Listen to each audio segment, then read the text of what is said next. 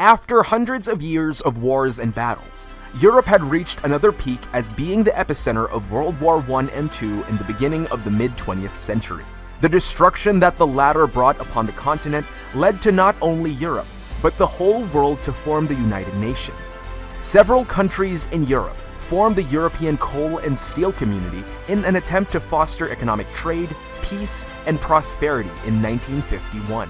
69 years forward, the European Union now encompasses 27 countries with a GDP of roughly $19 trillion, making it second just after the USA. Given the circumstances, what if the EU would take things one step further?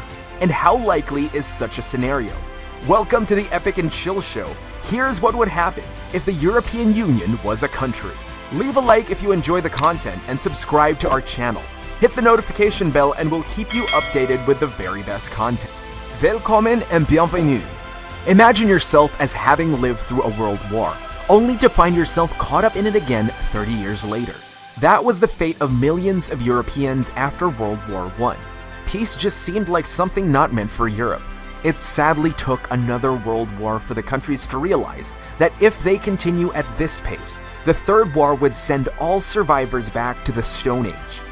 With such devastation caused, even leaders understood that peace and prosperity had to be achieved together. This is why they signed the European Coal and Steel Treaty in 1951 in an attempt to bring the countries closer to each other and undermine war and misery.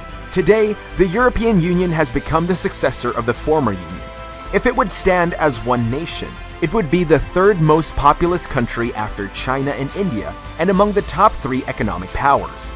However, as interesting it may seem, several obstacles still need to be removed before such a scenario can come into existence. First, as most countries have, there needs to be one unifying language in place in order for people of all 27 countries to speak and understand each other. That doesn't mean that all national languages need to be abolished. It is enough if one language, say German or French, is accepted as the de facto language, so that some schools from Portugal over Italy to Poland and Lithuania can teach their students. Secondly, the economic differences between Western and Eastern European countries need to be minimalized, so that all nations feel as an equal part of the newly formed country.